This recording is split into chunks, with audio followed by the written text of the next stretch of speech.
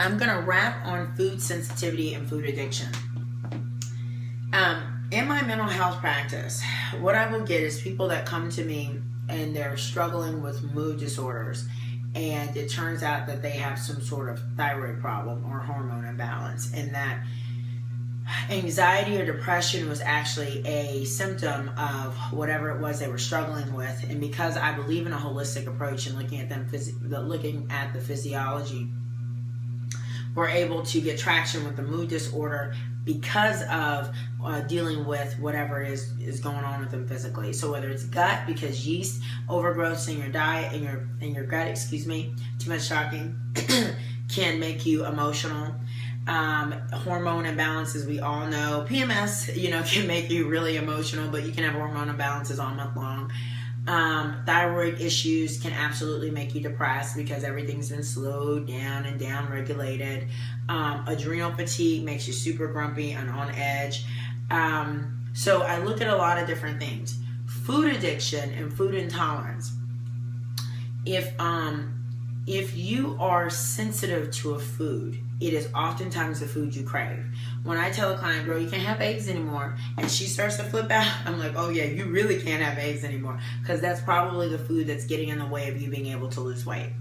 The body starts to develop this relationship with the food that's a problem for it due to leaky gut or just simply overexposure, which is why our protein bars, the FRL Diva bar, is based on a food rotation protocol, which I've talked about a lot. The FRL challenge is based on a food rotation protocol. If you just overexpose yourself to the same food, milk day in, day out, bread day in, day out. Now, bread has its own host of problems, and I swear, I keep saying, I think gluten is going to be like cigarettes and trans fats at some point down the road, because it's just such a disaster. But so if you can go gluten free, I completely recommend it. But if it's overexposure to gluten, if it's overexposure to corn, soy has its own host of problems. It's a phytoestrogen. Please put down the edamame and the tofu and all those fun frozen meals with soy in them, especially, girl, if you got fibroids, because it is absolutely related to the soy that you're consuming. And this is why I can't get through a video on time, because I have too many things in my head I need to get out and tell people. So if it's too much exposure to soy or whatever it is, if you've got a food intolerance or sensitivity, you've got inflammation, and we do not lose well in the face of inflammation.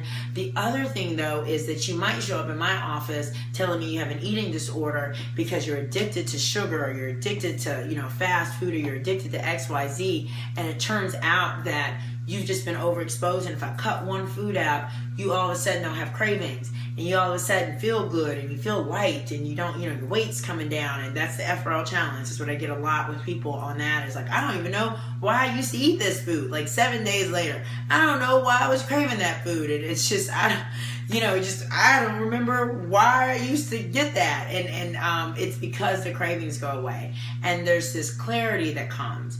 And so really look at that food that you just gotta have. Because if you come and you sit down and you talk to me, I'm going to look at that food that you just got to have. A lot of times, too, dairy and gluten, completely just getting geeky with all this, but break down in the brain to look like morphine peptides. So gluten breaks down to be something that looks like this little tiny thing that the brain, as well as dairy, breaks down into this little thing, casein peptides, that the brain gets addicted to, kind of like morphine. That's why pizza is so exciting to so many people, because it's both, all right? So when I start to pull out these things, there's a detox effect that occurs initially, but then weight loss can occur. The blocking factors of food intolerance and food allergy and food addiction are addressed, and people get that traction that they need. Okay. I'm done. I did it. I got all my thoughts out around weight loss resistance. I threw in some extra that I hadn't intended to, because that's how I do. And I massaged some a little bit longer than I expected to. You got a couple of videos on hormones that I talked for a while on gut health. I hope this has been helpful. And for those of you who've known me forever, who knew me when I first started, and knew me more than anything else as your trainer, I hope that you understand that I've tried to take things to that next level. I'm trying to have a wiser, more progressive approach to weight loss and caring for people's bodies. I take this very seriously. I am a fitness professional, and I didn't just stumble into this. I've committed my life to it. My husband and his family and my sister have committed their lives to the Fit for Life vision. We're creating products now around this philosophy that we have, and I feel very strongly that in the African American community, we don't have enough thought leaders talking about this kind of thing. I've spent a lot of money. I spent a lot of time trying to make sure I have access to this information. My husband is my biggest cheerleader, and he is constantly telling me, "No, you go get that other training. You see people healing, you see people coming off of insulin, and you see people coming off of drugs and losing weight and being free from addiction and free from the struggles, and it's because of investing in more and more education." And he's one of the first people to be like, "Yep, I guess you're about to go back to studying, aren't you?" That's what my mission is. It's always been fit for life, not for stage, not for bathing suit season, not for your vacation, but for life. I really believe in eat fit, move fit, think fit. And everything I've shared in this series of videos around weight loss resistance is just a glimpse of kind of what he and I are confronted with on a daily basis with clients and trying to improve their health. And I really just wanted to just kind of say, hey, this is what I got going on. This is what I'm doing with my time and my days. And we're just trying to take Fit for Life to that next level and be something other than a place to go sweat.